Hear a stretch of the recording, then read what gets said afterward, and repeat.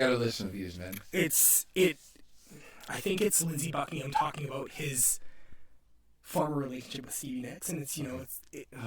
it's like we had a special kind of love, we had a special kind of love, and it's like we should have never let it slip away.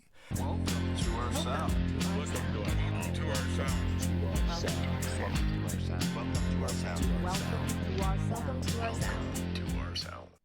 Yo, it's your boy dadbOdd, and welcome to our sound. Today's guest is singer-songwriter Dominique Royer. Welcome. Hi. Thanks so much for having me. Thanks for coming out, man. Yep. Okay, so we're going to talk about your music. Tamara's here too, but we don't have a camera on Tamara.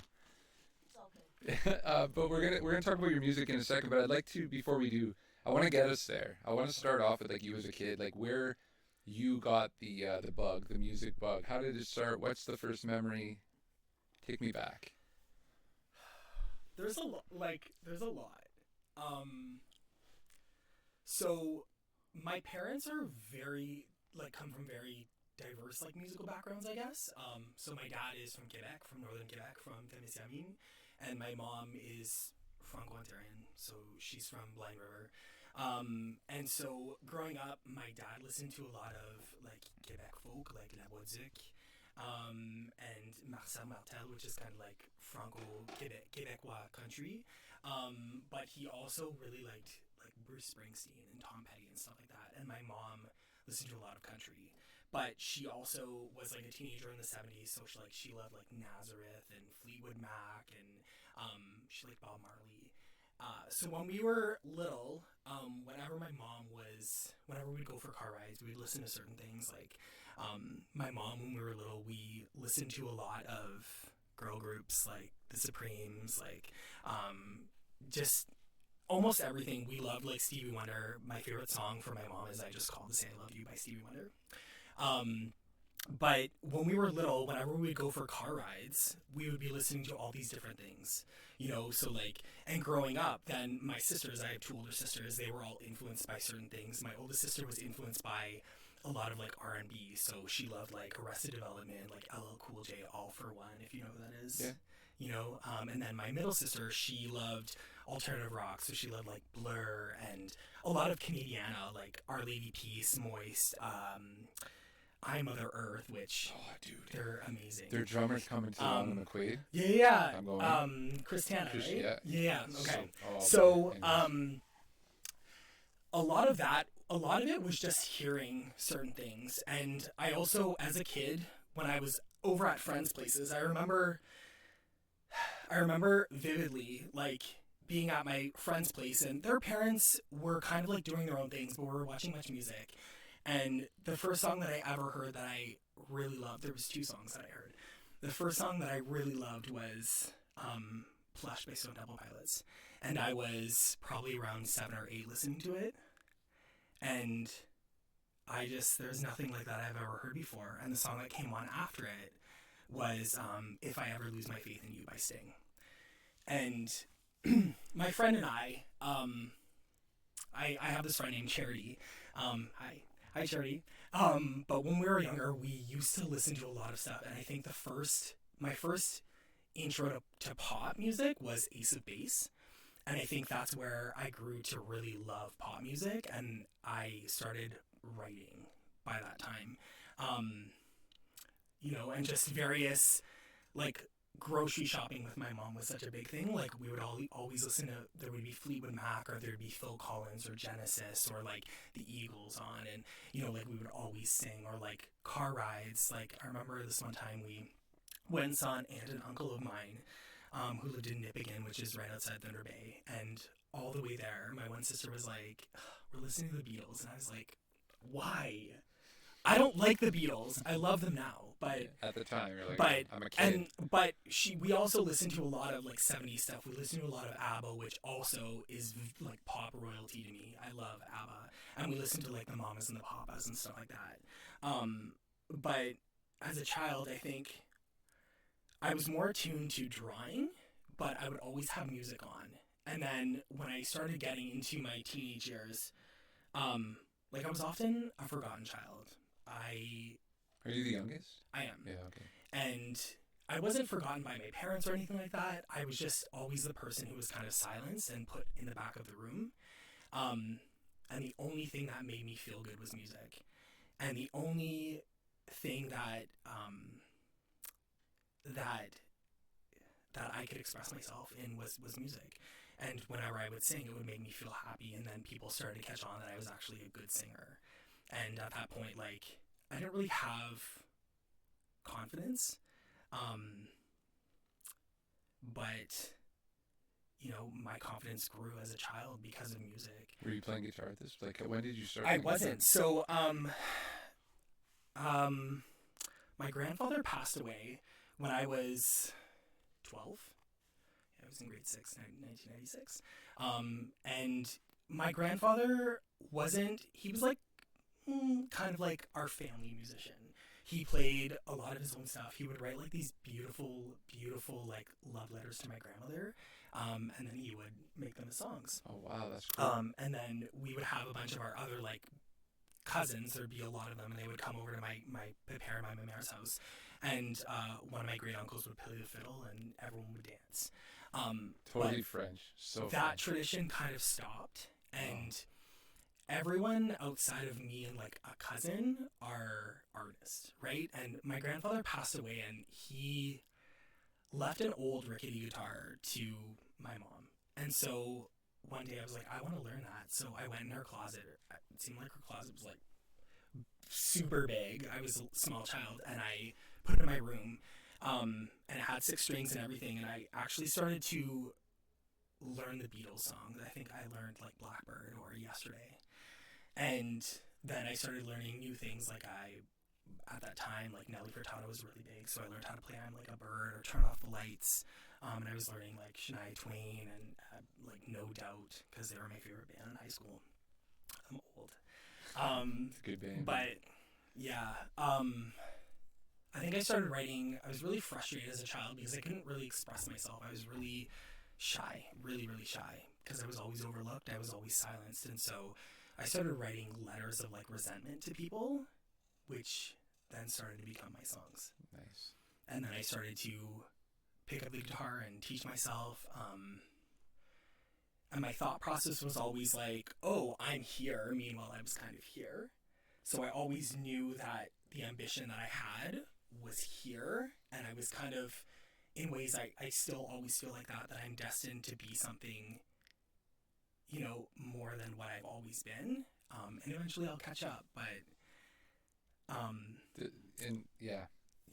I just think a lot of people, as a child, I was always somebody, and even now, like as a grown adult, I still, like, it takes me a while to listen to music, unless it's something that hits me really hard, that makes me cry, and that's how I know that, like, it's special. And there are very few artists or songs that can make me do that.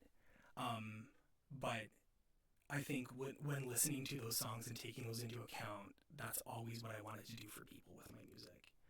You Make know, people it's cry? like, definitely, you know, like, Yeah. or inspire people, you know, like inspire change. You know, and like with writing, I never want anything to be like, well, you did this. Okay, well, like, if we're doing a songwriting, like, it should be, okay, hey, like, here's where we are, and you did this. And then maybe the second verse would be like, but I did this too.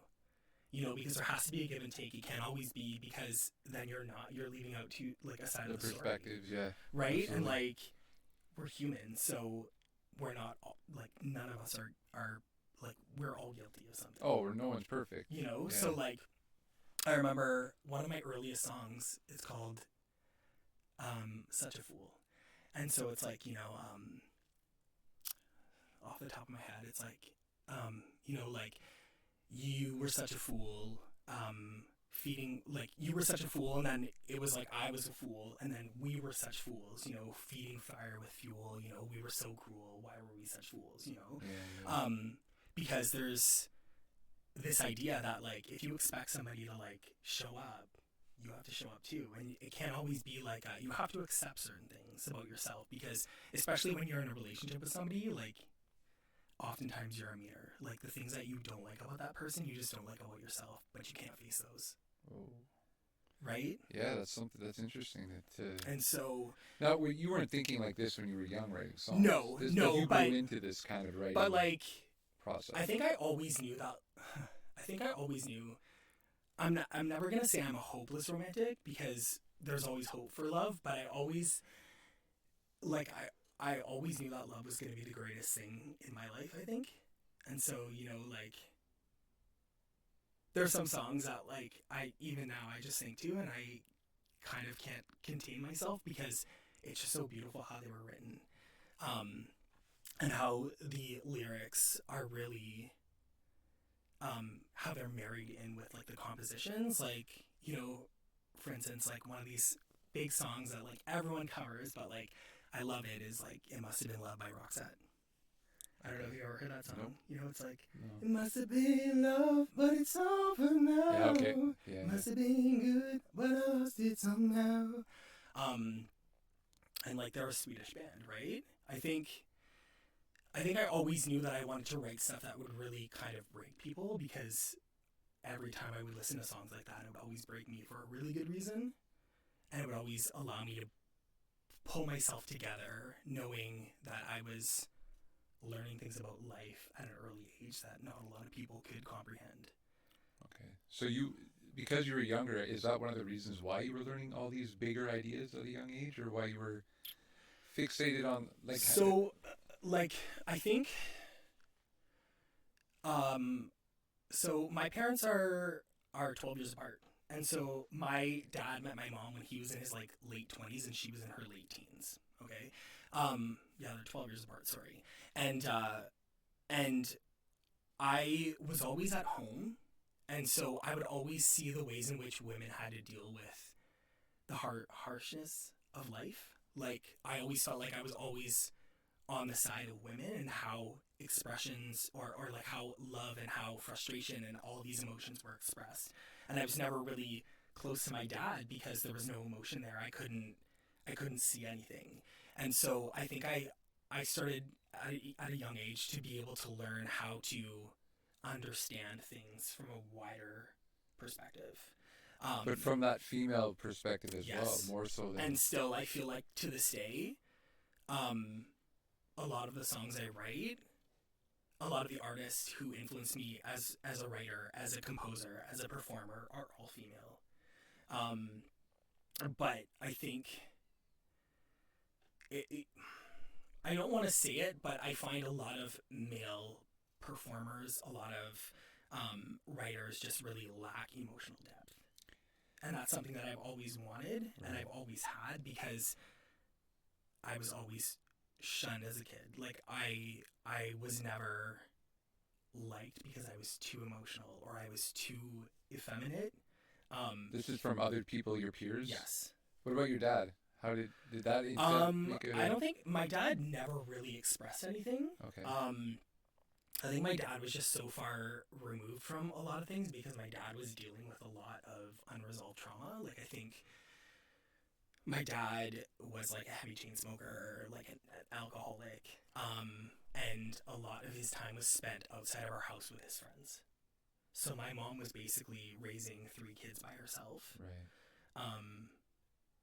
And I understand where my dad is coming from. I really do, because at times I feel like it's really difficult for women to raise children and have a very absent husband, but it's also really hard for men of an older generation who were not well equipped or not taught how to love.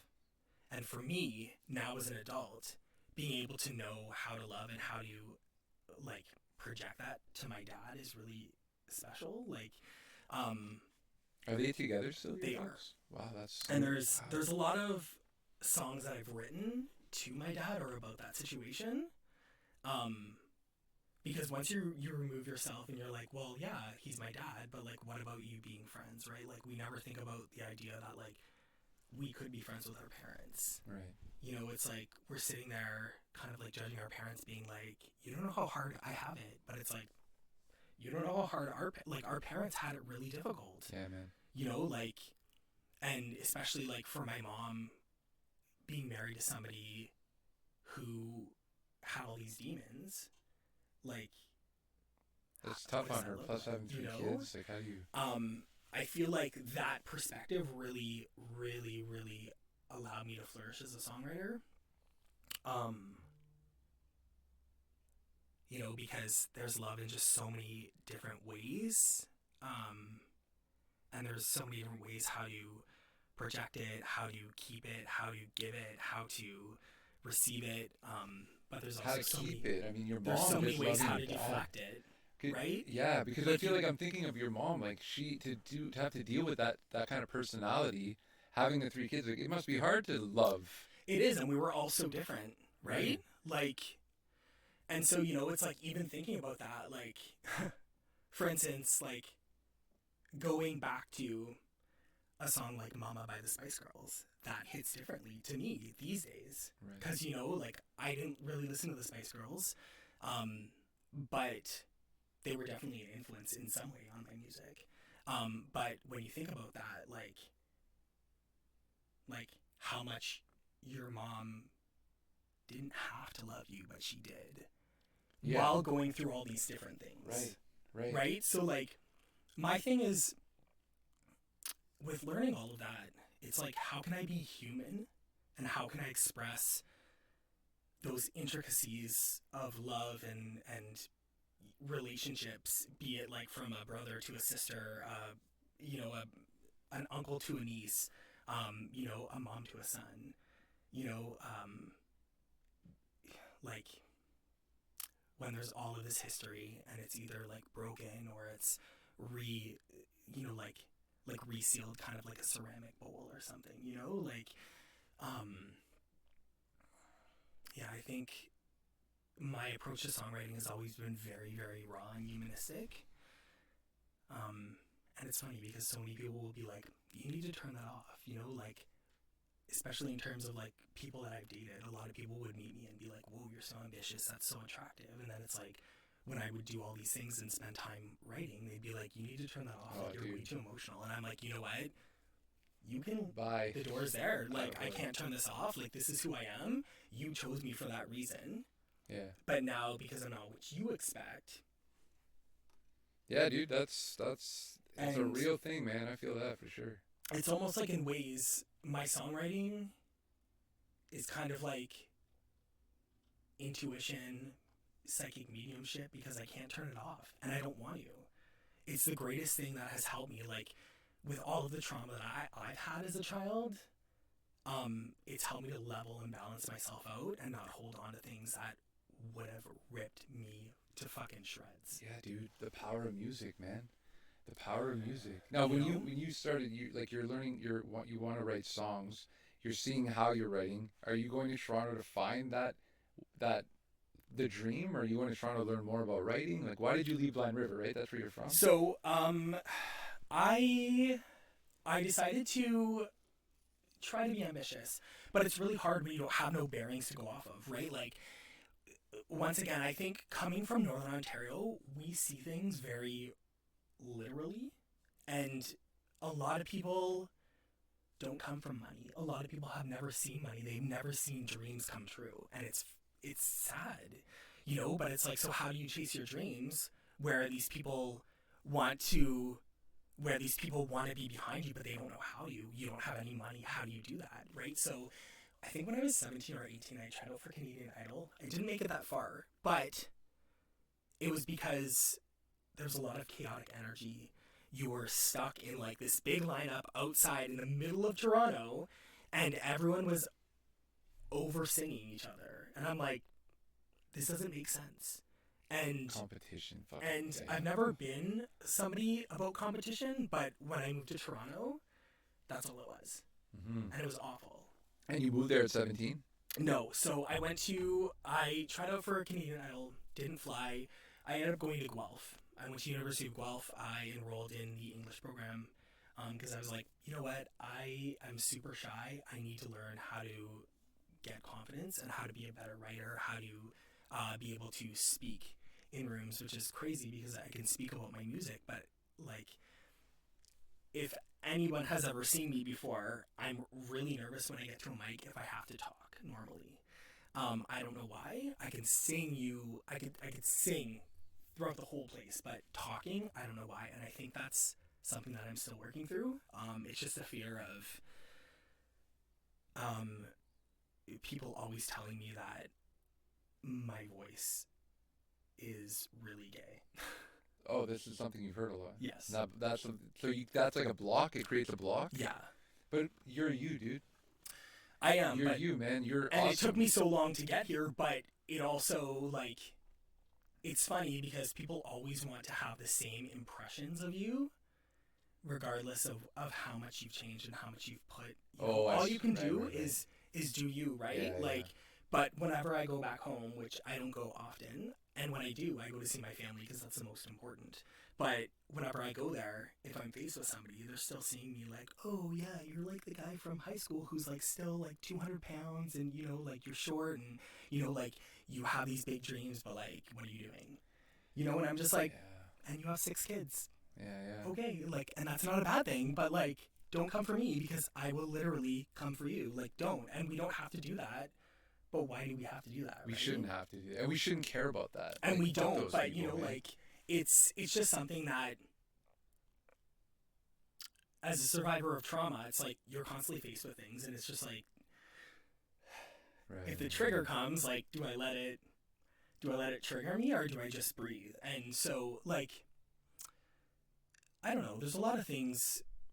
Wait, is this trauma from? What was this trauma from? Were you like persecuted for being gay?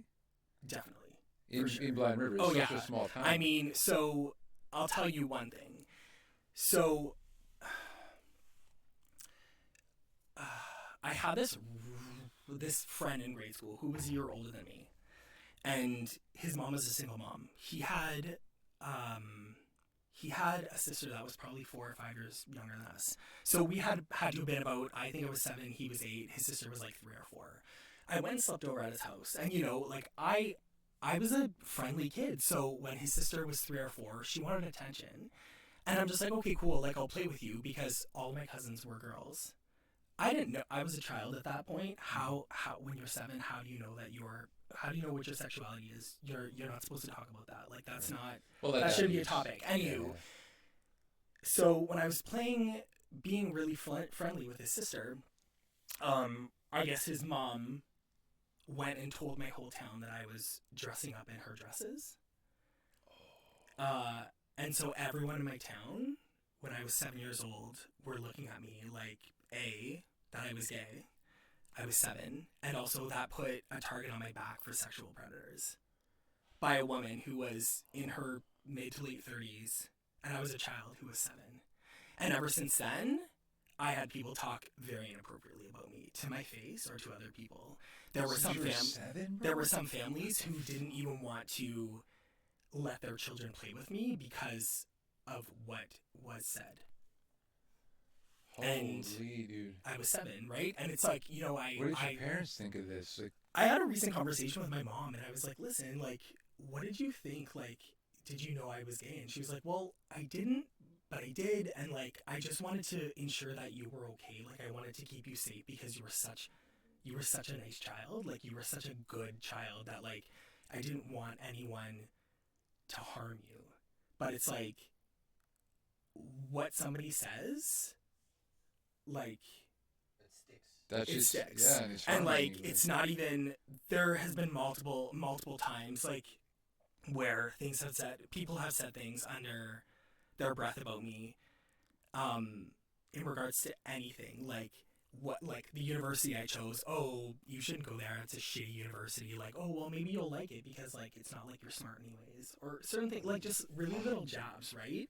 And, like, it's all about personal confidence. Like, I remember this one time, I had applied to do, it was like a showcase for high school, and both the music teacher, the art teacher, all these things, like, were super, super unsupportive. Like, I don't think you should do that, you can't really sing. I don't think you should do that.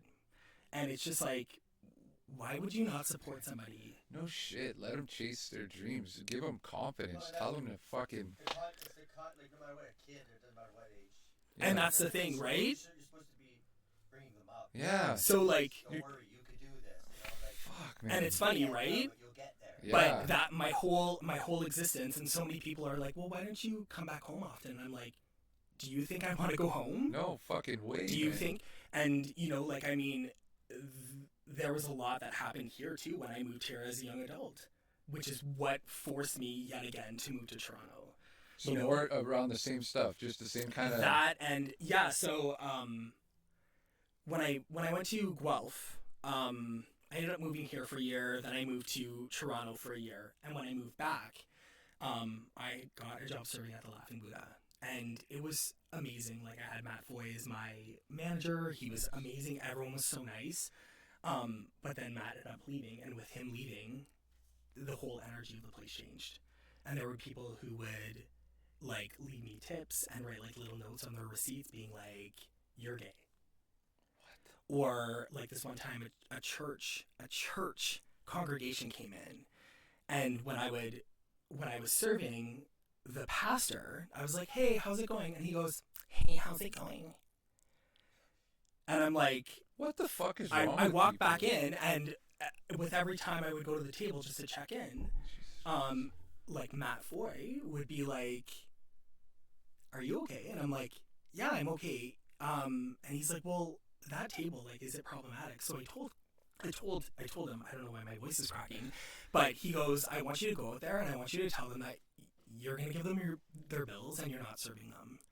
How they're being with you is super rude." And he was like, you need to do that. So he did it. And they were like freaking out, and they were like, "Where's the manager?" And Matt was like, "I'm the manager. I'll talk to you. Like, the way in which you were treating my staff is just not cool. Bye." And it's Good like, for Matt, man. He's a good dude. but it's like, when Matt left, there was a lot of change. And one night I was serving, and there was a guy who came in, and he seemed like he was kind of intoxicated. And I was at a table like in front of the bar, and I was like doing, like putting my read and like counting all my tips and everything. And there was like a guy who came and sat down beside me, and he goes, "Oh, you must really like this job." And I was like, "Yeah, it's okay. I'm like, there's ups and downs to it." And we started talking about things, and I guess once again he probably got the gist that I was gay, and he hit me so hard in the face he split my eye open. And I couldn't fucking see. attacked you? Yeah, and I couldn't see anything. Like, all of a sudden I looked up, and there was blood on the table all over like the bills that I was counting. And I looked up, and I'm like, and then all of a sudden I looked at the bartender, and the bartender's like, "Oh," like, swear words, and he's like, "Are you okay?" And I'm like, "No, this guy just hit me." And so then they like picked up this guy and threw him out, and like that was the first time I'd ever had that, right? And then it was funny, 2 weeks later I was walking with a friend, and somebody asked me if I had weed, and I said no, and they hit me in the exact same place and split the exact same place open. Holy And I was fuck, like, man. this is why I need to leave. Yeah, I'm going to Toronto now. Yeah. Fuck this. And Jesus. yeah, maybe like 2 weeks later I just packed up all my stuff and left. You run into this at all in Toronto? Yes. Really? I feel like Yes. there's so much more, like... There is, but there's a open lot of to it. cultural, like, it's funny because, like, I'll use this as an example. In, like, North African or in Arabic culture, like, men walk the beaches and they hold each other's hands, or they hold each other's, like, pinkies.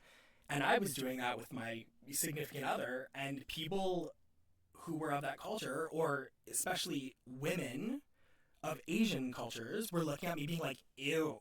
And I looked at them and I'm like, "Ew."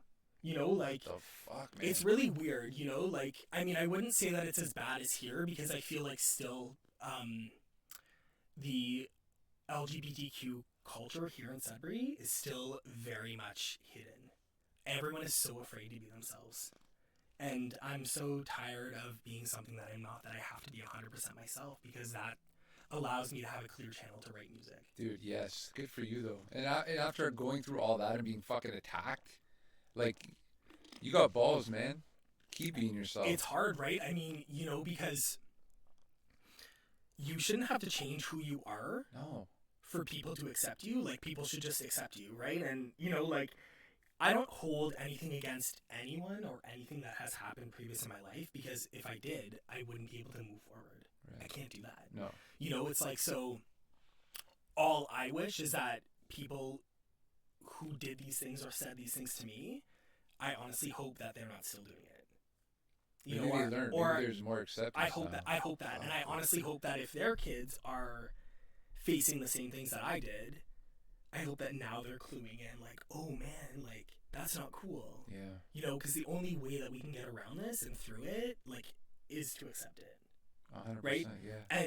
But mind you, like, when we were younger, especially in Northern Ontario, there was never any representations. Nobody ever talked about sexuality. Right? And, like,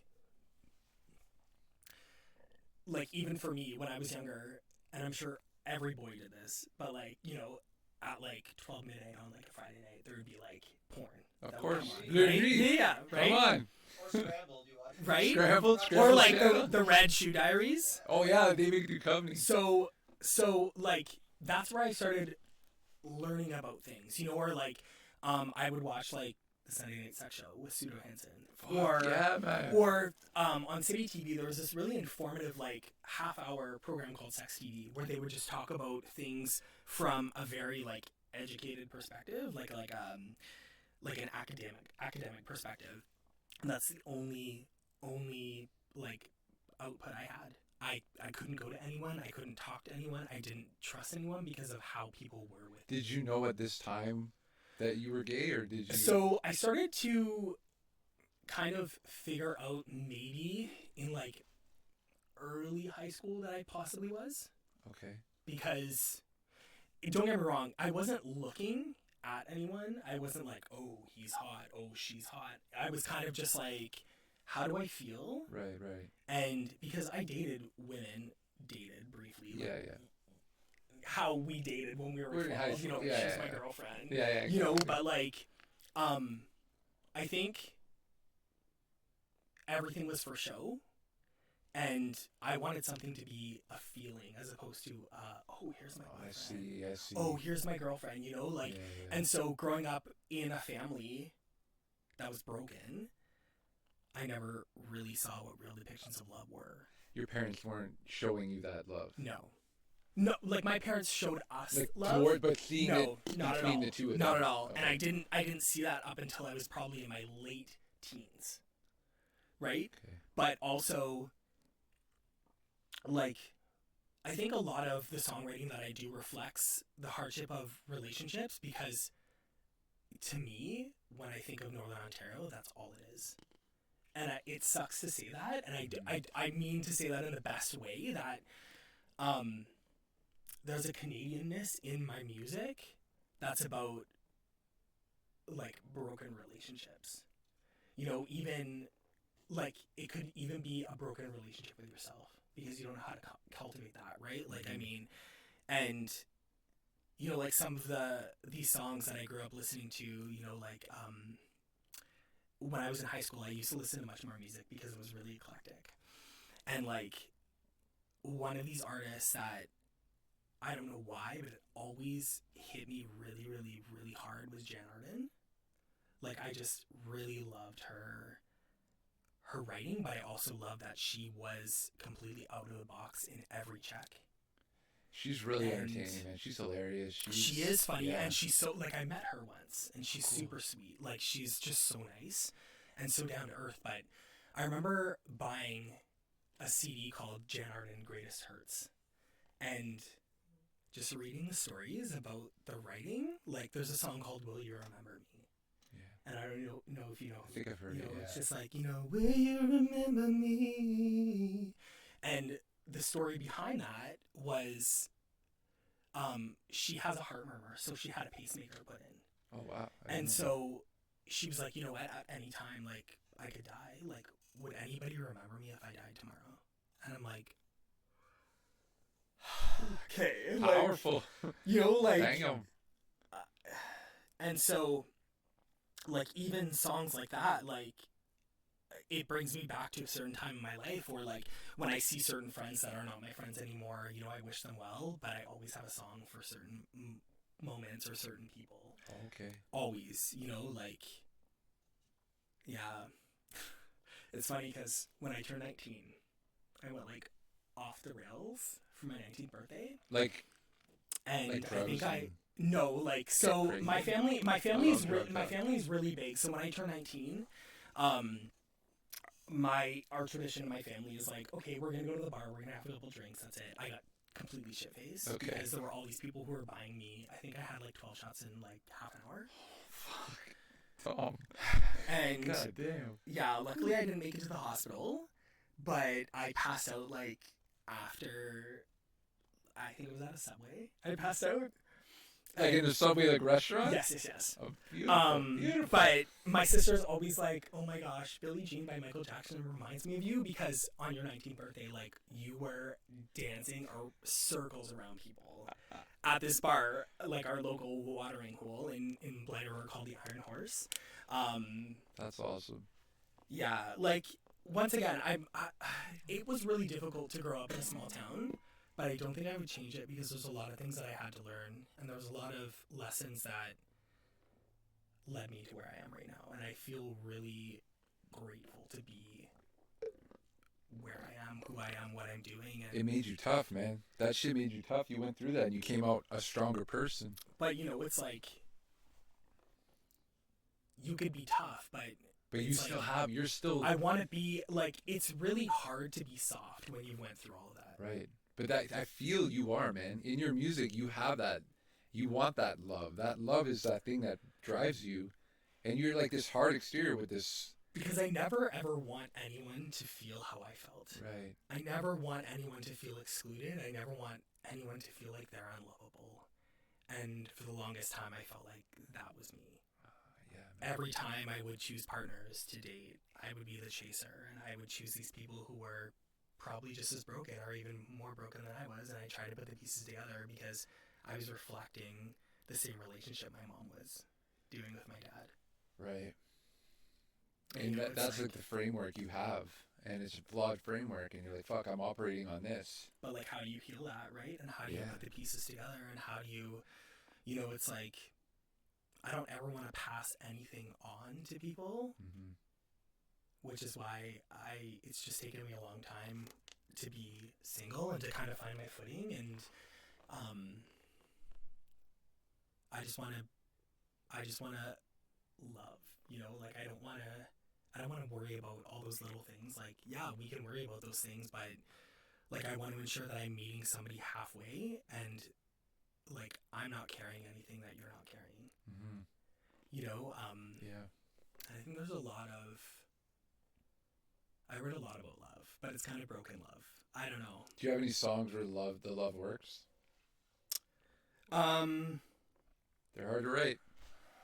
Especially with this framework. I hear you, man. I have the same upbringing of like not knowing what Let me love see. is. I and think it's there's tough, one that man. there's one that has been.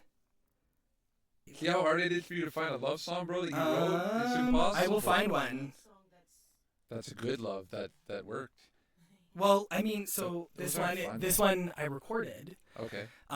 So it's called "Push Your Love Away." So I That don't know if sounds you've heard negative it, to me. Let's right? hear So it. it says, you know, it goes, you know, so this comes to an end. From now on, we can't be friends. You won't let me be there for you, and I want to.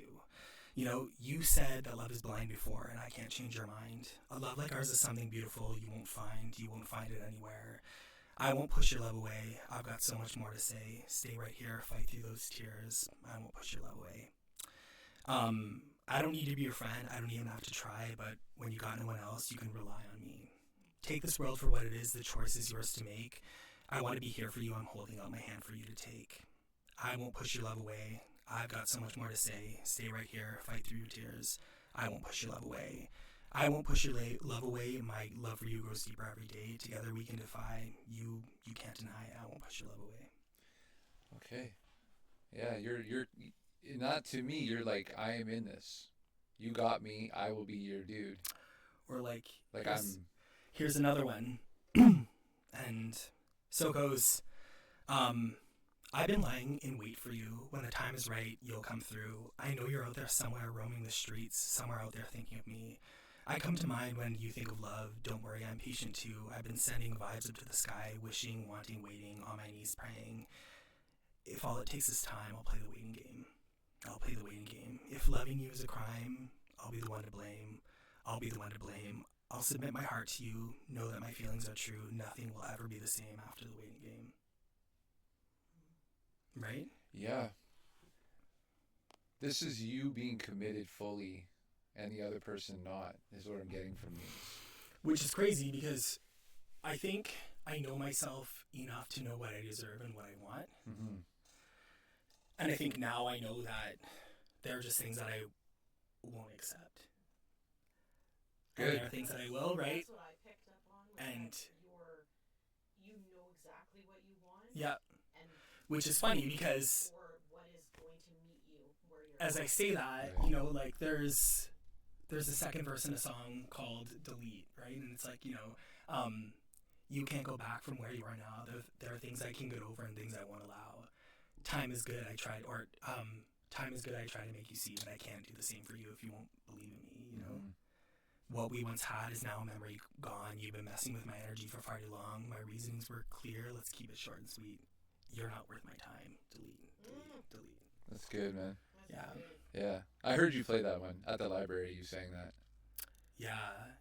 I mean, it's on a really early recording of mine, but I want to re-record it.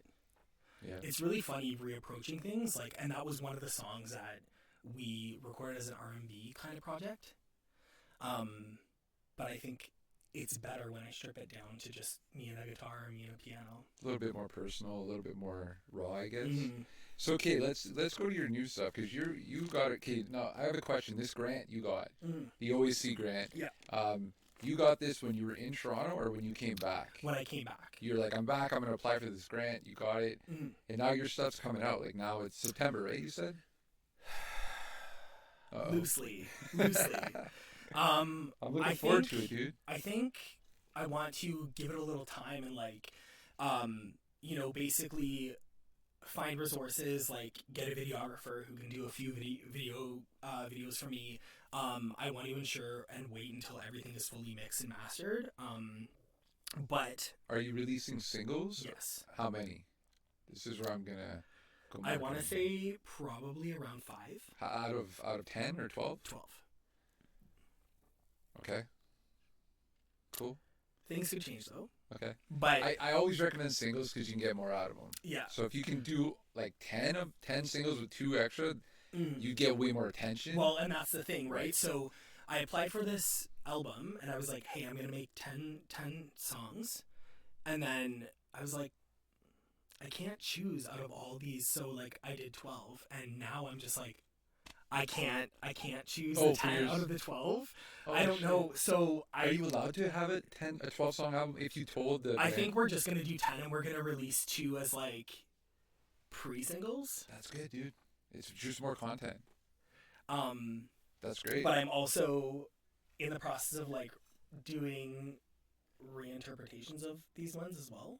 Okay. Just so that like instead of a guitar, I like take a guitar out and put like a really really weird instrument in, like not weird, sorry, but like I put like marimbas or like, you know, I do like a harp.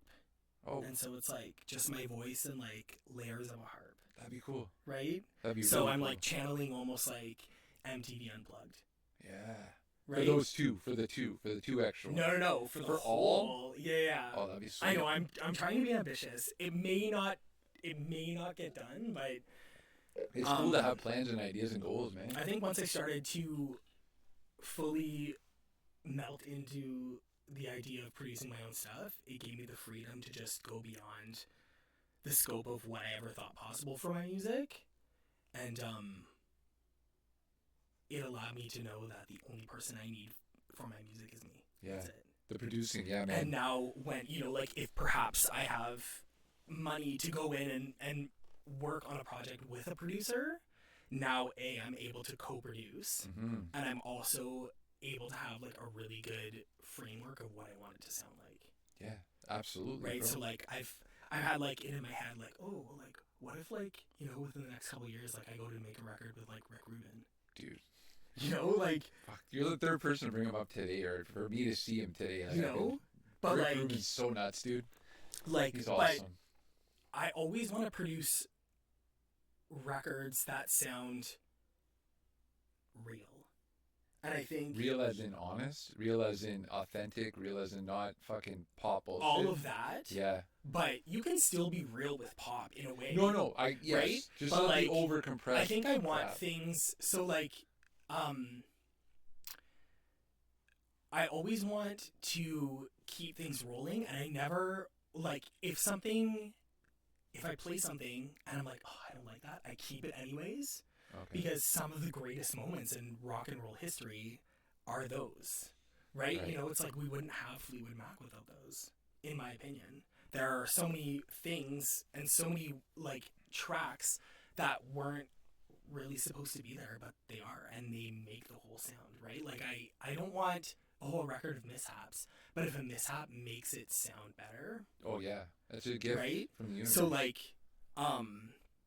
yeah, I like Rick Rubin. I love John Leventhal, who's another person I've talked about.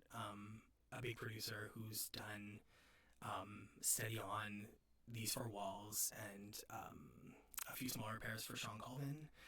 And she was more so a folk artist, but I would call her like folky, folk rock Americana. I also really like Jeff Trott, who's done a lot of stuff for Sheryl Crow. Okay. I love Sheryl Crow. Or You know Mark Ronson? Yes. I feel like he did Amy Winehouse He Back did. in Black, and He did. I feel like Mark Ronson's great. He's more of a commercial. oh, okay, I see what you're saying. So he's more so like, he also has this sound which is kind of like disco-y. Yeah, a disco hip hop infused thing here, but yeah, Like, where I want a little bit more grit. I see. So like, there's also these two, they've been working a long time, but they kind of like work in tandem, I guess. They work together, and they produced Golden Hour for Casey Musgraves. Okay. If you've ever heard that album, No. it's beautiful. But so one is, he's a producer called Ian Fitchuk, and then his producing partner is called Daniel Tashian. And they also recently did the most recent album, which came out in 2020, of Kathleen Edwards. And like, I can't sing her praises enough. She's my favorite artist. Okay. Well, I never heard of Kathleen Edwards. Check her out. It's on the list. Joey, write that down.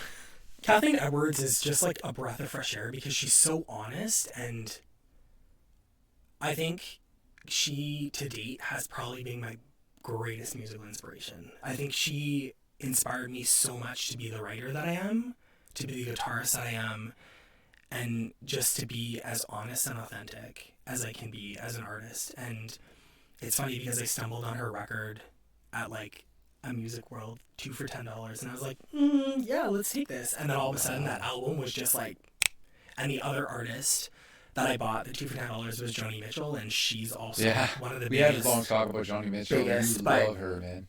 But like, Kathleen Edwards is kind of like, I can't even describe her. She's kind of like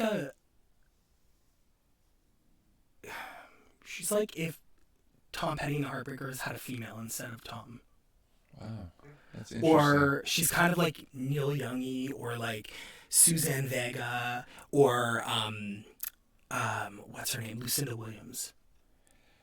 I don't know these artists. So they're mostly Americana, right? So like, I think Kathleen Edwards has like some of the greatest lines I've ever read, right? Like there's, like I played the song before, but you know, she has a song called Hockey Skates, and it goes, you know, like, I'm so sick of the consequence and the look on your face. I'm so tired of playing defense and I don't even have hockey skates. You know, or she just I love how she landed in your lap by like a fucking happy accident. You know what I mean? Like when the universe gives you like a record at the record store and it's your favorite artist, it's so fucking cool. It's funny because, you know, like when we're younger, we absorb everything that's like major label because it's thrown at you. Right.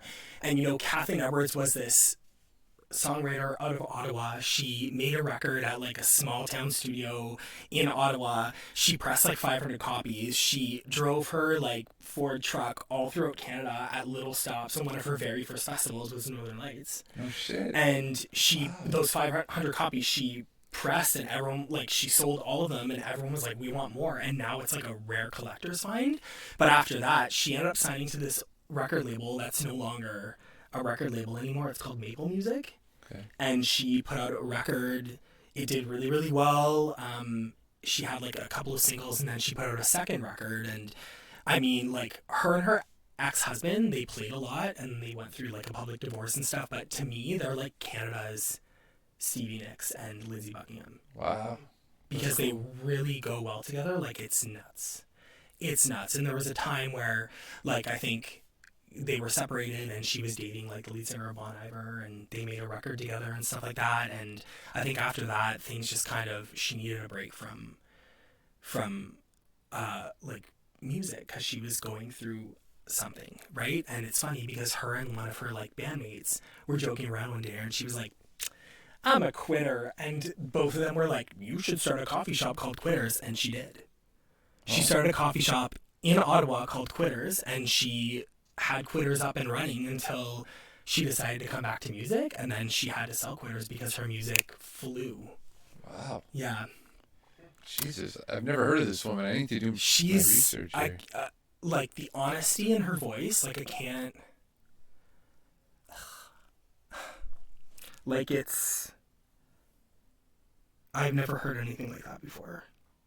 That's cool, man. And it just landed in your fucking lap. Like, I love it. and it's funny because, you know, like, there's all these big names, like, oh, all these people who are touted, like, oh, blah, blah, blahs, yada, yada, yada, like, and I'm not downing anybody, I'm not putting anyone's name out there, but it's like, this person is the real deal. And she's, like, right in front of our faces. Have you ever know? went to Quitters? Have you met her? I haven't, but No. one day when I lived in Toronto, I went and saw her. This was when she released her album, one of her albums, and I gave her a demo, and my demo was probably really bad, and she kind of laughed it off, and I was like, is she a jerk? I was like, and then Never meet your the idea, heroes. exactly, Yeah. and then I think like maybe a couple of years later, I was at the Transact, which is a small club in Toronto on Brunswick Avenue, and I was watching this woman perform, and I was like, oh my gosh, this woman sounds kind of like Kathleen Edwards. And so I went up to her and I was like, oh my gosh, you remind me of my favorite like artist, Kathleen Edwards. She was like, oh, like her? And Kathleen goes, like me? And I'm like, this Whoa, can't be she's like, happening what, now. like behind her? Yeah. What? So then Whoa. she's like, well, come and meet my friends. And so there was like all these really talented songwriters, like Ron Sexsmith was there. What? All these other people that I'm like sitting in this like Canadian singer-songwriter royalty, like around this table with these people being like, is this real right now? Whoa. And it's funny because when I think of my life, like I feel like before I moved to Toronto in 2009, I had a roommate, and one of my roommates told me, he's like, have you ever thought about just being like a songwriter? And I was like, no, why would I want that? And he was like, because you're good. Why wouldn't you not want that? And it's funny because I'm just like, did God send him as a messenger for me to tell me that I would become a songwriter? Because like, I get so much satisfaction from music, but mostly from songwriting. Right. I love performing, but I think songwriting is probably my favorite thing. I'm the same. I'm the exact same. I was about to say that. I am the exact same. Performing's cool, but the feeling you get when you actually come up with a song and you're proud of it, and it's something honest that you wrote, you can't beat that, man. And the fact that you ended up too, I want to go back to you, like her introducing you to like this table of songwriters. Like, how did that? What happened next? Like, did you sit down and like? Yeah, like I sat down and we just kind of said like hi. I didn't want to intrude on anyone, but it's funny because I've met all of them on more than one occasion. Like this one time I was doing a yoga class, and all of a sudden I'm like, I unroll my mat and I'm the first one in like the class, and who comes in beside me? Ron Sexsmith. And I'm like, no way. So we start talking about all these things, and I've met a lot of songwriters. Like also, You got to pick their brains. Like- You must have been like, I have so many questions. Anyways, go ahead. yeah. Like it's funny because I think as songwriters, like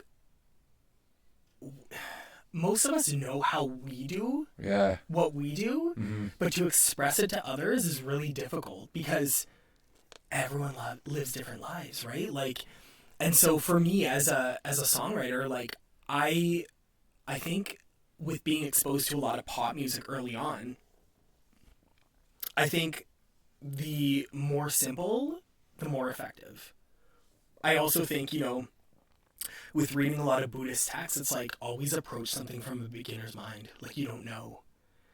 Because when you approach something from a beginner's mind, you're seeing it, you're hearing it for the first time. It doesn't matter how many times you've listened to it. Whenever you play something, you're never playing the same song. It's a different version of the song. 100%. Right? So, like, even when you're, I don't know, like, meeting songwriters, like, I guess, for so long, I guess I pushed the notion away of being just a songwriter or a producer, and, like, not just being just a songwriter, because I feel like they run the industry. I really do, but I think I was just afraid to be buried yet again, and to have nobody know who I was. Like, it's not that I want to be like the biggest songwriter, and I just don't want anyone to mistake my words as anyone else's, my writing style, like, so it's like, I also feel like wouldn't that want to make you say, like, I am a songwriter? Wouldn't that want to make you proclaim that? Like you said, you weren't sure of that. Yeah. But as a songwriter, I don't know if you did this, but every time, like, now sometimes I buy, like, MP3s or, like, I stream, but I love buying records because I love seeing who's working on those records. And a lot of people do not look at who writes those songs. No. That's why everyone's like, oh, Beyonce, she wrote this. Come on. No. Taylor Swift wrote this. Yeah, she did, with other people. Writers, yeah, 100%. Right? Like, because that's just how pop is. Mm-hmm. It's like the whole idea where I'm not knocking, because I think Taylor Swift is exceptional. But when people are like, oh, Taylor Swift is very much like Joni Mitchell. No. Joni Mitchell literally did everything by herself. Yeah. She did everything by herself. She didn't have a producer behind her. She didn't have anyone playing on her records. And if she did, she was the one who was making up the parts for those people. Right. Like, pop is so different now, right? You're working with a team of collaborators. Joni Mitchell, she was a whole fucking team. Mm-hmm. Taylor Swift is one in, like, 50. I don't mean to dumb her down because I love her songs. I think she's fantastic. But, You're going to offend a lot of people here. There's a lot of cake right here. That's fine. Honestly, like, I mean, so when you think about certain people, like, if you want to hear the real essence of what music and the music industry should be like, read record liner notes. Like, one of my favorite songwriters who I stumbled upon, her name is Patty Griffin, if you know who that is. No, never heard of her. So Patty Griffin is this woman who she was in, like, a really bad marriage, and she ended up divorcing her husband and playing these coffee shops outside of Boston. And her grandparents were Quebecers that moved to New England. Oh, sweet. So whenever I see her, I'm like, she has the Quebecer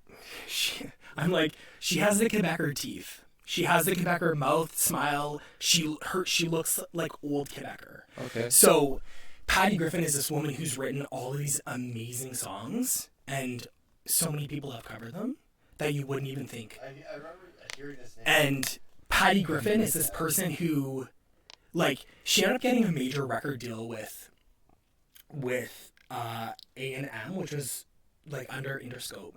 And they ended up, like, giving her a big budget and bringing all these big, bringing in a big producer and all these things to, like, make her record. And then once they made it, they didn't like it. So then they released the demos that she gave to them as her first record. And then the second record, they wanted her to do the same thing, but move beyond that, and they shelved it for years. I think it came out maybe like 2 years ago, but she was basically left with nothing. And it's just this small little Quebec woman who's, like, writing with a big voice, and, like... Who does she write for? She's written for the Dixie Chicks. Okay. She's written for Kelly Clarkson, Michelle Branch, so many people that I can't even, like... Patty Griffin. Okay. For a while, she was in a relationship with Robert Plant. Oh, wow. Okay. Yeah. Let me... Someone. Yeah. No kidding. Yeah, like, and her writing is amazing. Let me see who else she's written for. Sorry. We should really have someone here pulling this up, but we don't have internet. which is something that's on our list of things to pick up. Once we have internet, we can do this for Dom. Yeah, like she's written. No. Have you ever heard the song? Have you ever heard the hang out. song "Top of the World" by Dixie Chicks?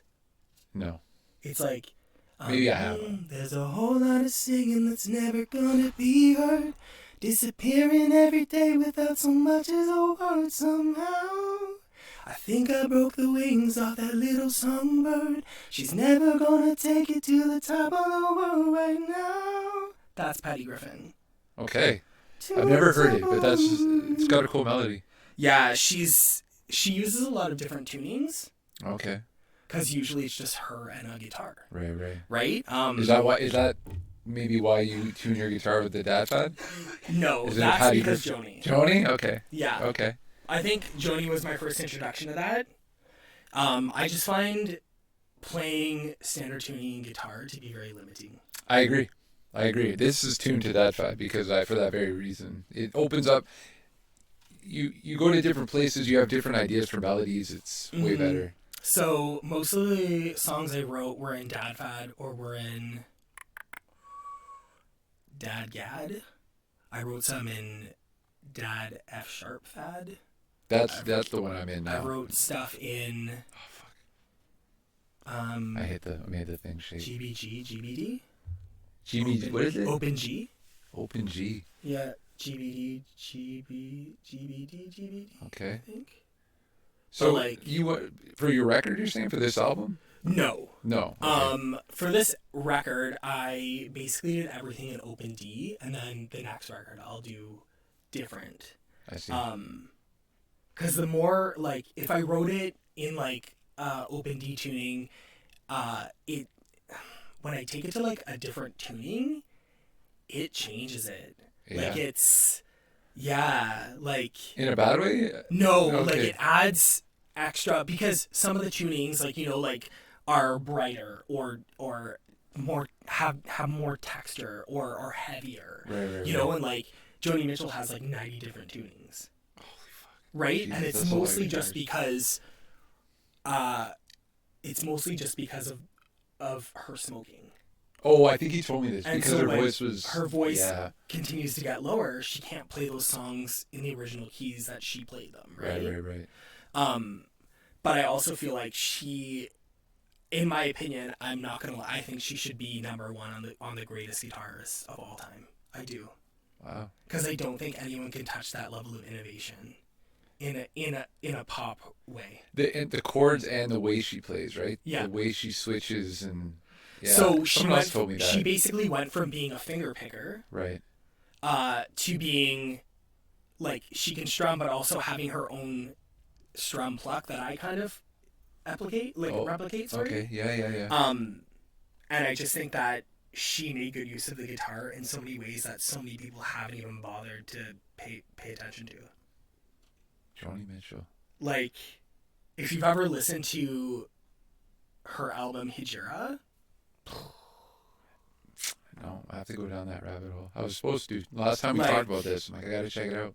and it's funny because she wrote Hijira. Normally she would go from piano to guitar, but she wrote Hijira just on guitar because she wanted to go and pick up a mandolin in Staten Island, but she didn't have her license, so she drove all the way there under aliases From where? From like. from California.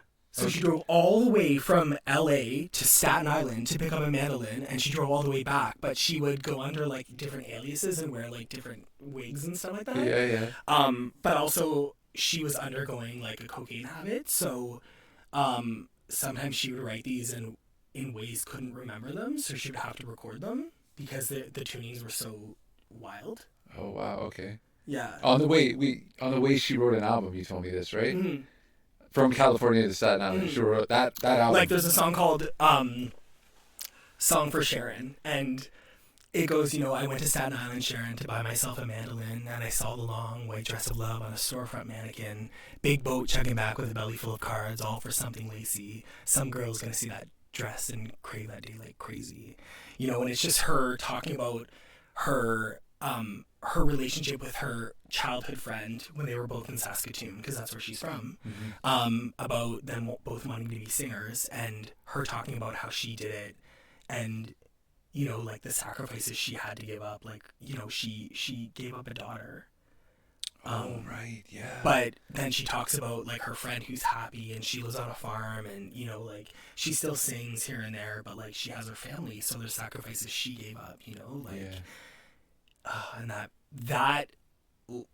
song is like 7 minutes long, but you wouldn't even think. But the guitar on it.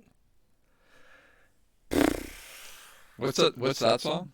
Song for Sharon. Song for Sharon. It's on the Hijira album. It's insane. Or like Hijira itself is like an Arabic word. I think it means like a dream within a dream. Okay. I can't, like, that album gave me, I think every time I listen to it, it gives me a spiritual awakening. Oh, I don't think there will ever be an album that is as good as that. So it's your favorite record? Definitely. Hijira. Okay. I think they're, like, it's funny because Joni will always say, like, oh, this is the album I feel like nobody can make. And I'm like, girl, nobody can make any of her albums because they're so freaking complex. But also, like, Hijira, I don't think in the history of pop music ever, I don't think anyone has made a record that good, that solid. I will stand to my death. If I ever wanted to replicate a record of my own, I would hands down jump on Hijira and be like, I want to make something like that, because it's so incredibly profound that, like, not only are the lyrics incredibly, like, the tunings and, like, the and, like, Jaco Pastorius is on that, who's, like, a bassist who, he popularized the fretless bass. Like, he just took the frets off his bass. Okay. And he played, and sometimes I'm like, what is that? And then I was like, that's a bass? Oh, what? Yeah. Like, that's cool. What's his name? Jaco Pastorius. Okay, I haven't heard of him, but that's cool. I'll have to look into that guy too. I don't know if I know a lot of his stuff outside. He was in a band called, like, The Weather Report, I think. But I think I only like his stuff on her records. Okay. On Hijira. On Hijira. I'm going to check that out. You know, like... H-E? Okay. Yeah. Okay. I'm going to check that one out. What's your second favorite album? Like, I mean, this one's the top. I don't know. What's my second favorite album? That's really difficult. Is it from, like, a Fleetwood? I know you like Fleetwood Mac. Rumors is good. I would definitely say Rumors is good, but it's not Tango in the Night.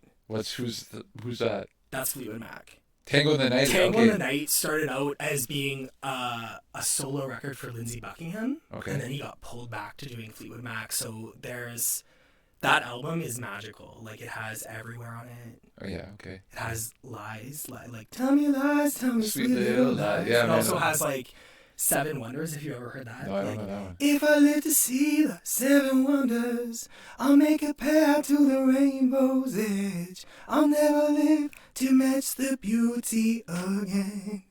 And, like, the opening is like, oh. And then there's songs that are on the, like, the deluxe cut. Like, there's one called Isn't It Midnight? And it was written by Christina McVie, and it's just, it's amazing. It's very 80s because it's an 80s pop album, but it's, you know, it's like, Isn't it midnight? On the other side of the world, do you remember the face of a pretty girl? The faces of a pretty... It's so good. What's that called? What's the album? Isn't It Midnight? No, it's the called album. Tango in the Night. Tango in the Night. But, okay. like, there's also, like, there's a song called, like...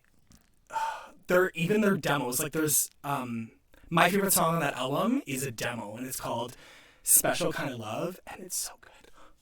Oh, it's so good. I gotta listen to these, man. I think it's Lindsey Buckingham talking about his former relationship with Stevie Nicks, and it's, you know, it's like, we had a special kind of love, you know, we had a special kind of love, and it's like, we should have never let it slip away.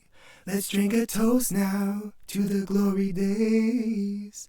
We had a special kind of love. I can't even explain to you how beautiful it is. Like, That's your dad. Yeah, Lindsey Buckingham. Apparently, we look alike. But Your dad is Lindsey Buckingham? apparently, but You should see pictures of Louisa. like No shit. it's yeah. I definitely would. I think Tango in the Night would be my second. Okay, and what's number 3? I'm doing number top 3? 3. Yeah. Number 3 would probably be Back to Me by Kathleen Edwards, which is her second Okay. album. Nice. There's like a song that hit me. I was like in a breakup with somebody, and I had listened to this record for so many years, and it's called Copied Keys.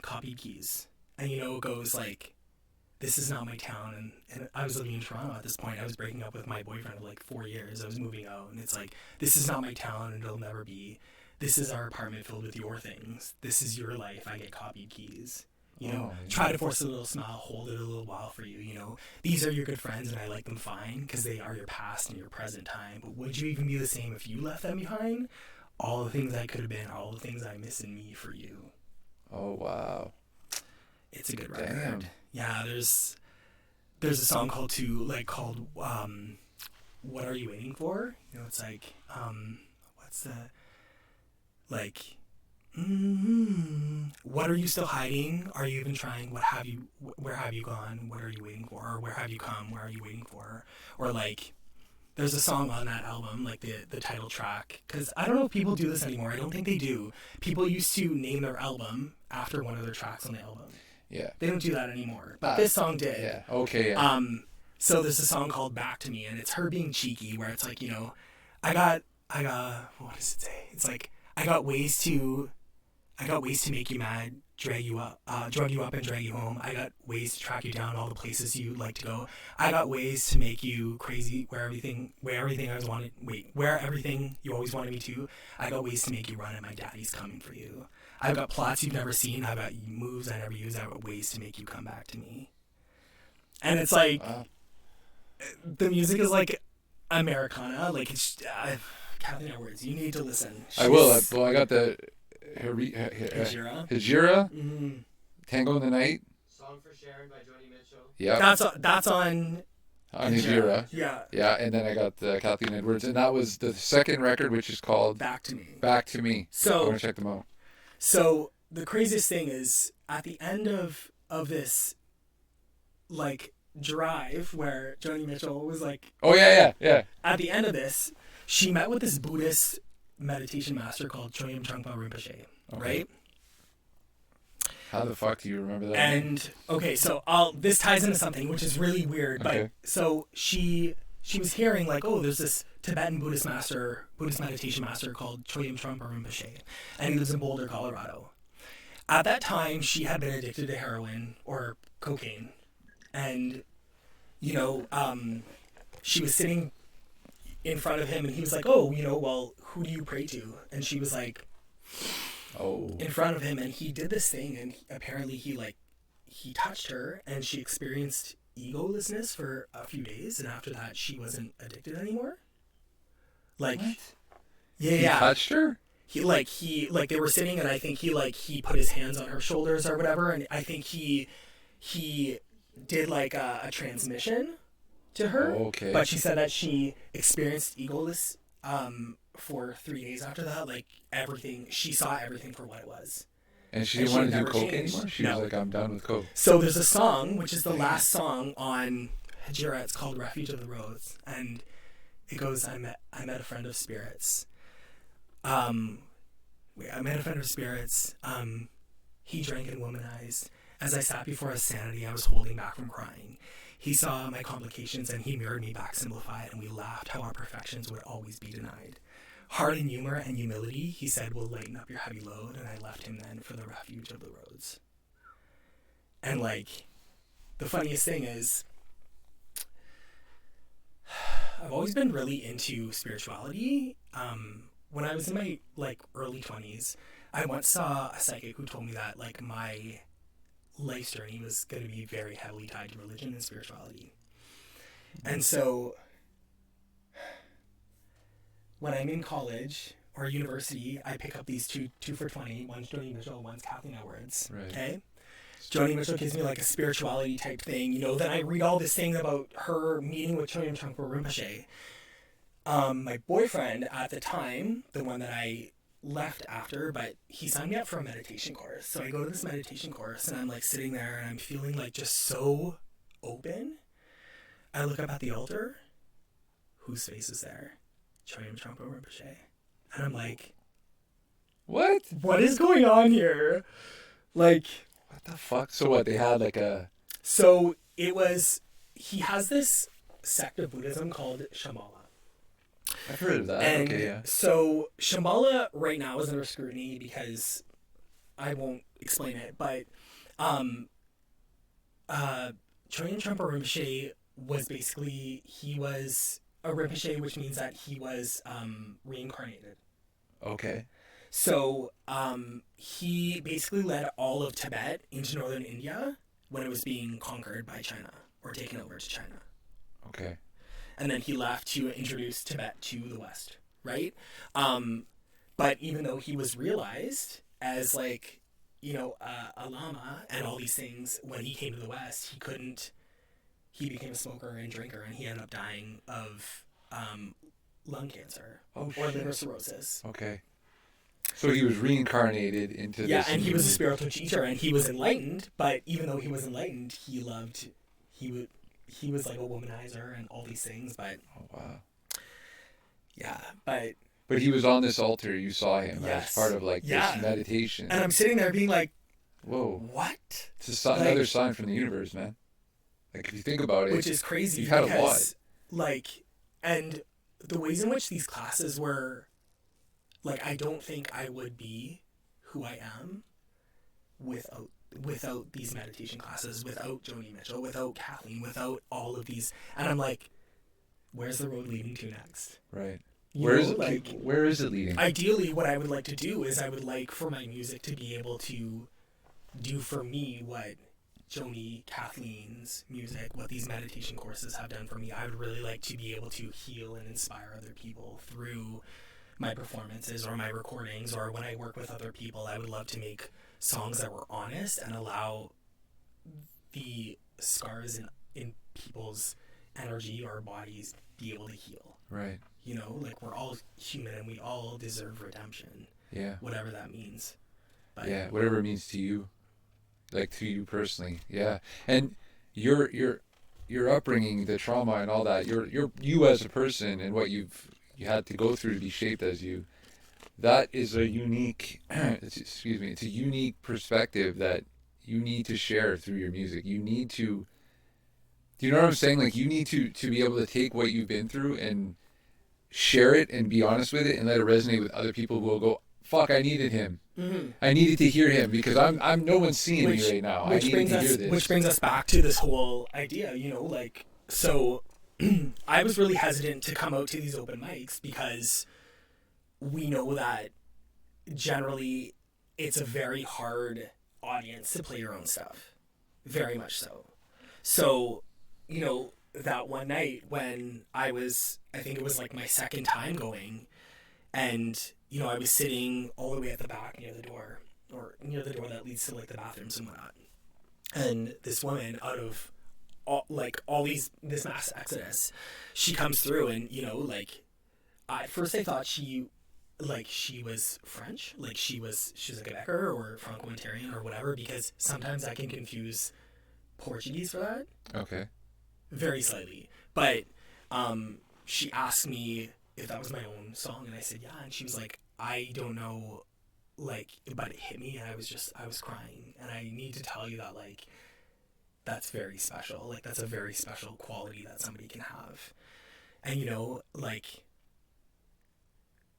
that just made me feel like it resonated the with most it. Special. Yeah, dude. Like, I just felt like if that's what I can do for people, then my work is golden. Like, you got to do it, dude. Like, everything you've been through, and your voice, and like, you have a story, you have something to share and give. It clearly it wants to get out. Like, you know what I mean? Like, it's clear that you want this. And I just think, like, all that stuff you've been through and all that fucking persecution, all that bullshit, let that out into music, because it's therapy. It's just the whole thing, you know, like, it never really occurred to me before producing this record that I could do that. Really? And so, Because you couldn't produce at that time, or because I thought that was such a specialty that you had to spend years doing. Oh, and, I see. and sometimes you do, right? Yeah. Like, but I think because my heart is in it, it works a little different. Like, and so when I moved here, I got this grant, and I think had I lived in Toronto, I probably wouldn't have gotten it right? because there are criterias, right? You know, The like, Northern Arts is what you you know, got? like no, No. I got the music recording. Oh, dude, that's fucking good, So man. Northern Wow. Arts is Just specific here, and it could be anything, not just music. yes. But they So look. I did the music recording. Yours is all Ontario. Yeah. Fuck, dude, that's great. So the criteria is like, okay, you have to be between the ages of 18 and 30. Can't do that because I'm not 30. I'm far beyond that. Are we sharing our age? You know, so 18 to 30, hearing impaired or visually impaired, whichever that is, francophone, LGBTQ, Right. a person of color or First Nations, and I think that's it. Yeah. And I checked off almost all of them, right? Mind you, like, oh yes, the last one was, are you outside of Toronto? Right. Okay. So Yeah. it's much harder if you're within Toronto. Yeah, because there's so many. But other I people. told exactly what I needed to do, and I felt like I was writing a thesis paper. It was really difficult. You wrote it yourself, the Yeah. whole thing yourself. The whole thing. Had you ever done a grant before? I've dabbled, but I've never been successful. No, I lied. They're hard, man. I lied. I got a Toronto Arts Council grant once, but Okay. it was for a very small amount, so it didn't really allow me to do what I wanted to do. But I'm still very thankful that I got it. But yeah, I have to submit my final report by September. So I'm hoping, you have to provide all the receipts and everything. But what I wanted to do, which is also really funny, is like a couple of years ago, I think I got it in my head. I was like, it'd be really cool to like move back home and do a record. The pandemic hit, and boom, this is what I did. Fucking cool, man. You manifested it. And so, like, I always want to have a tie to Northern Ontario. I always want people to listen to my music and be like, that guy's from Northern Ontario. Right. Like, so anything that I can do, any help that I can give, any promotion that I can do, I always want that because, in listening to, once again, like, in listening to artists like Kathleen Edwards, like, it makes me so proud to be Canadian because we have something that we just have something that other people don't have. It's in our writing. It's in our storytelling. It's in our sound. Yeah, man. And I think I'm a big hip fan for that reason. There's something there that just maybe it's because we're Canadian. It hits us in a way, But yeah, Up with it too, right? It was like it's around you. the Yeah, soundtrack or the hip, yeah, man. It's I mean, I feel like depending on, I don't know. I never want my sound to be. I never want it to be built up. I always want it to be a little raw in ways. okay. So in the production, you want to keep it kind of more raw, or just in the way you're delivering? I think I don't want anything to be super polished, if that makes sense. Yeah, Like, no, for sure. I don't want like super crazy auto tuning or like I don't want anything to be like poppy. The shit I'm talking about, the compressed, overdone. Yeah, I know. Yeah. You want the heart. You want that feeling. Yeah. It needs to be there. A lot of pop, it's not. That feeling's not there. Like, I think I could do pop records. I think I could, but it would take a special artist for me to produce. Right. Like I'd want to be like, okay, cool. What are you writing and how are you feeling? How can we write this down and how can we translate that with a guitar or a piano and start from there and then we can build on that. Have you done this before, or is this like have you produced for someone yet? No, No. but I'm really looking forward to doing it. That's cool. Are there people that you're like kind of looking at that you want to work with? No. Not at the moment. I think right now I want to get all my repertoire done and I have so many songs, but I think I want to just do like acoustic backbones and frameworks and demos because I think I have enough songs that I would like to have people record my songs. Like, I kind of would like to have the approach kind of like a David Foster or Diane Warren, if you know those. Yeah. Right? So, like, or even like Mutt Lange, if you know who that is. Yeah, that's, Nirvana, Foo Fighters. That's Shania Twain's ex-husband. Mutt Lange? Yeah, so he's the one who co-wrote all those songs with I'm her. thinking Butch Vig. Oh. Vig. Mutt Lange, yes. And then he swapped. Which is funny. She, because, like, dated his. You know, like, yeah. I think, and, you know, I think when Shania and him divorced, I think the music was lost. I haven't heard much Shania lately, but it's not the same. Mm-mm. No way. No way. Wow, they were fucking good. Those songs They from were, back in the but day, I mean, man. I also think that Holy. he brought a lot to, like, he up-leveled her songwriting, because if you think about it, like, there was a song that I believe it was pre-Shania Twain, or maybe it was right after, but it was called Breathless by the Corrs. Okay, no, I haven't heard it. And that sounds exactly like Shania Twain could have sang. It goes, you know, like, go on, Oh, yeah. leave me breathless. Yeah. Tell me, tease me, until I can't deny this loving Totally. feeling. She could do it, yeah. Or, do you know that one of Britney Spears' biggest song was a Shania Twain Mutt Lange song? Which one? Don't let me be the last to know. Don't hold back, just let it go. I need to hear you say you need me all the way. Oh, if you love me so, don't let me be the last to know. That's a Shania Twain song. But Britney did it. She did it, yeah. Holy shit.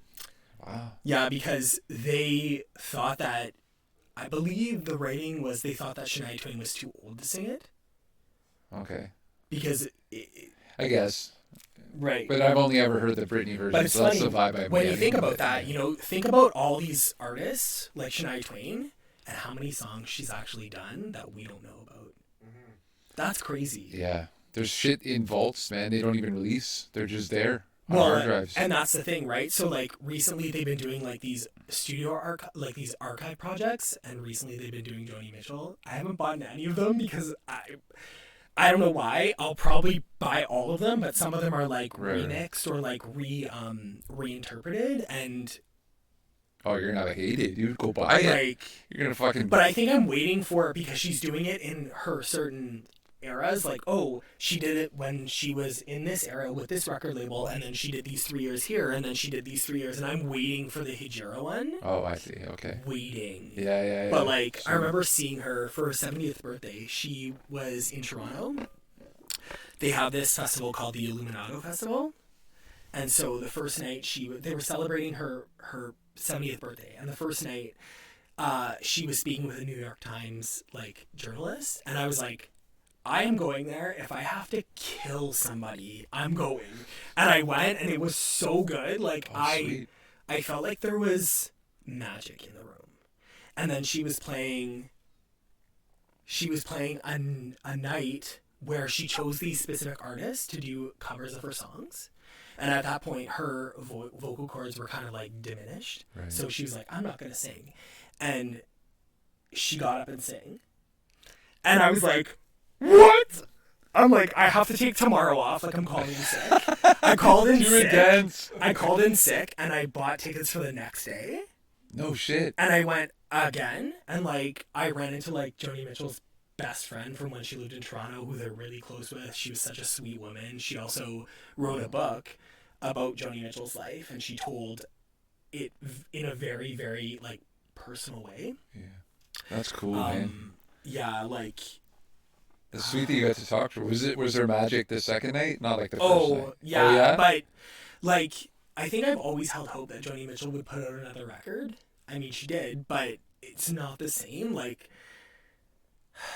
I just don't think that there's going to ever be another artist like Joni Mitchell. I will knock on wood, maybe there will be, but when people are like, oh, she sounds like Joni Mitchell, I'm like, those are really big shoes to fill. Yeah. Really. Yeah. I mean, I have some artists that I love, and I'm like, there's You know, nobody that's gonna replace that I love. So, like, who would be, like, top 3 artists that you like? Oh, for me? Yeah. Kendrick Lamar, Okay. probably number one. I really like, as far as bands go, I like Alt J a lot. They kind of inspire a lot of the way I listen to music. Like, the way they write is kind of how I the way they write music is very experimental. It's kind of different. They take ideas that are kind of more mainstream and they make them a bit different. And then if I had to pick someone else, oh fuck, now I'm on the spot here. I don't know, Kendrick Lamar, man. Kendrick Lamar. That's my dude. But I think I said that because I don't think there's anybody that could replace him, we'll say. But maybe as a kid I thought, like, you know, Eminem was the man. No one's going to replace him, but now Kendrick Lamar replaced him. So someone might come that falls in your lap again. Maybe you're fucking 60 and this person's new and you're like, whoa, But that's see, a it's Joni like, Mitchell. is it just in like our vocabulary to be like, oh, like this person could be replaced? Like, why can't there be them and somebody else? Well, yeah, I know what you're Right? saying. Absolutely, 100%. And you're right. That it's not that they're replacing them. It's just they're at that caliber, maybe, where they affect you or resonate with you in the same way or similarly. I think the freedoms in music have really been tailored down. Like, I think have really been Speaking tailored of down. Like, I tailored. think like pop music, and people can disagree with me. I don't give a like, pop music is just garbage. Sorry, it's garbage. It's Some- done in such some is, yes, it's yeah. done in such a way that I'm like what are you trying to say? Because you're not really saying anything at all. Like don't get me wrong, I like Max Martin and I think he's incredible. Like, I think he's done a lot of really great things for the pop world and all, you know, but I'm also just like, does it literally take 12 people to write like, I like to go to the store? I know what you're saying, because there are songs where it's one line repeated, and it's, how the fuck are 12 people writing this? Like, it's ridiculous. But Like- Max Martin, dude, is like, he just churns them out. He just pumps them out. It's like grade 3 level writing. It's easy. Well, I mean, he's also like, I mean, I think on his part it's amazing because It's melodies. he's He's really- Swedish, so Yeah. he had to. That's why "Hit Me, Baby, One More Time" was supposed to be "Call Me, Baby, One More Time," Oh, but like he wrote "Hit Me, Baby, One More Time" because he didn't fully grasp how to write English, oh no shit. right? And it works so much better. Right. Call Me makes more sense, but Hit Me's just, Like, it was supposed to be "Hit Me Up One More Time," yeah. as opposed to "Hit Me, Baby, One More Time," Yeah, okay. right? But he produced most of those songs on that Ace of Base album. Oh, did he? Yeah. I saw the sign like that. Like The Sign. He did one song that, ironically, he also produced some stuff. It was either him or Fernando Garibay for Lady Gaga, and there's a song that's a cover on that album called "Don't Turn Around," Yeah, that's I know Right? that tune. but that sounds exactly like Alejandro for Lady Gaga. I'd have to hear it. Don't turn around, 'cause you're gonna see my heart, babe. Don't call my name. It sounds very similar. I'd have to hear it. I'd have to hear it. Alejandro, I want you, babe. Oh, right. Don't turn around. Doo-doo-doo. Or like, you know, it's Yeah. it's. Yeah, I that's think, what he I- does, though. He I writes think, sticky tunes. I think Max Martin does it is, really yeah. well with certain people, but at the time, you know, like for instance, there's a song called "Domino," which is by Jessie J, and I'm Yeah. like, is that Katy Perry? Is it Carmen? Who is this? It sounds very similar. It could be any of them because they're singing other. You know? He gives them to everybody. But like, it's really cool too how like there are some songs that are supposed to be for people, but they land in other people's laps. Right. Like "Hit Me, Baby, One More Time" was originally given to TLC. That's why it's like, "Oh baby, baby," because it was fit for T-Boz. How was I supposed? Right? So what? They didn't want it? No, they passed it up. Or like "Umbrella" was supposed to be for Britney Spears, So but what? it was given to Rihanna. Rihanna. But that was way after Britney. Britney was kind of going. It was in her no, like. she was. Was but she still releasing music at that time? She was. Okay. Yeah. okay. I mean, there's also like a song which is really beautiful. It's done by this woman called, I think, Kathy Dennis. Kathy Dennis was the one who she did "Toxic," Okay. but she did this song called Sweet Dreams by LAX, and that was supposed to be for Britney Spears, but it was rejected and given to Rachel Stevens from S Club. Okay. And it became like this big global thing, right? Like, I love songwriting. It's so freaking cool. Like Kathy Dennis also was like a former pop star, you know, or like even Lauren Christie, who is like, Lauren Christie was also a pop artist, and she got shelved, and then a lot of her songs just ended up, you know, like some of her best writings. Like, I think her and The Matrix, their biggest writings were for Avril Lavigne. Oh, wow. Right, and she's still writing. They did basically all of Avril's first album. They did I'm With You, they did Complicated, they did Skater Boy. They did Come Clean by Hilary Duff. They did a lot. But it's funny, like, songwriting is so big. And I think if you still want that rush and you still want to work with people and, you know, you still want to make bank, but you don't want to show your face. That's the way to go. Yeah, I think it is. Right? And I can understand not wanting to play them live and just churn them out.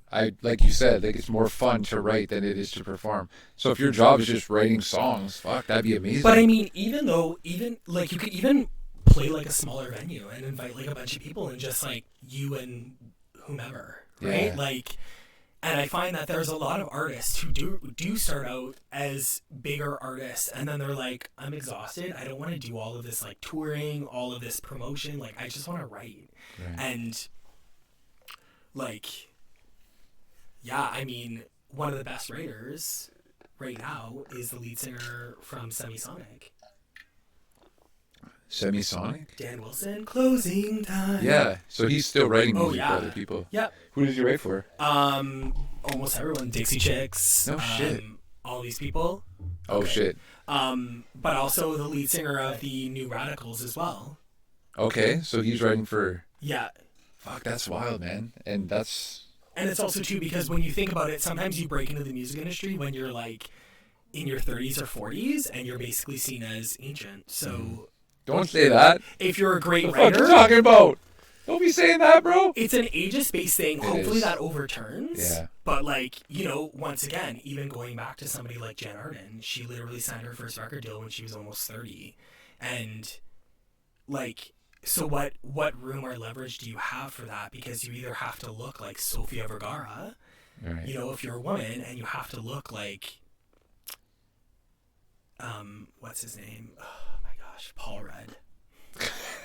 He looks like he's 30. You and have to he's look 50. like Paul Rudd if you want to have a successful career, because that man does not age. That's it, man. He just fucking never, yeah. Oh my gosh, no. You know what? But like you said, that's gonna change. That whole way of thinking, like, good music's good music. If you can find your audience, it doesn't matter what age you are. You know. The craziest thing though is, like, most of these people who are writing these albums, like Max Martin is in his 40s, in his mid 40s, but he's still writing things like, you know, I'm so into you, got everyone, you know, like, it works, and it's cool, but, like, for me, I think I can't compromise on the realities of life. Like, I know there's highs and lows, but why can't there be both? Like, it shouldn't always be highs. You shouldn't be writing songs. And also, aging, like, Happens. yes, and somebody who did that very, very well and who's still doing it is Kylie Minogue. Kylie Minogue is still pumping out, like, beautiful pop tunes, and she's in her late 40s, maybe early 50s, and she's doing it flawlessly as an aged woman who's, like, the finest wine in all of the world. That's sweet. That's good, man. It doesn't mean shit. I've told myself it doesn't mean anything. We just write your music, share yourself, be honest about what you're writing about, and just let people resonate with it. And they'll be older, they'll be younger, it don't matter. But, People, you know, someone like, will resonate. As a songwriter and a producer, like, I find sometimes too when I'm writing, what I write could reflect how I feel, but how I approach it musically, I'm like, well, this is definitely going to be a country song. And it's not that I aim it to be one. I'm Right. like, It's just what it's becoming. whoa, Yeah. okay. And then it's like, how do you produce that? Because I've never produced country, but I guess I'll find a way. Beyonce. Yeah, Beyonce. I haven't heard that album. But what I want to do now is hear your new album, part of it. Can you play us a song from the new album? with my guitar. Yeah. Yeah. Sweet. I was like, Thank you. Okay, well, we're gonna get you ready, but thank you so much, Sean, Yeah. for chatting, man. no problem. And Thank you yeah, so much for having me. yeah, fucking A, dude. Hi, my name is Dominique Royer, and this is my sound.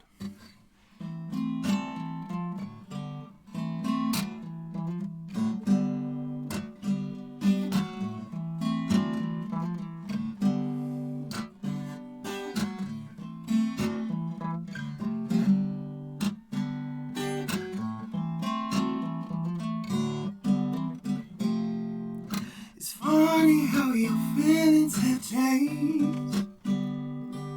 It's funny how you try to explain. How did you feel for me? I don't buy it, though I'm listening. Everything you've ever done is for yourself. I give up and I get up in return. I care for you, but I have a choice to make. My heart is fragile, but it won't break. I'm in love with abandoning you, abandoning you. Ooh, I've gotta pull through. You're wasting my precious time. All my time, it's nothing new. It's not funny that you cheated me. It's not funny that you can't even see. The life you know will lead to your demise. Learn to read these signs and recognize. It's time I said goodbye. This time you break down.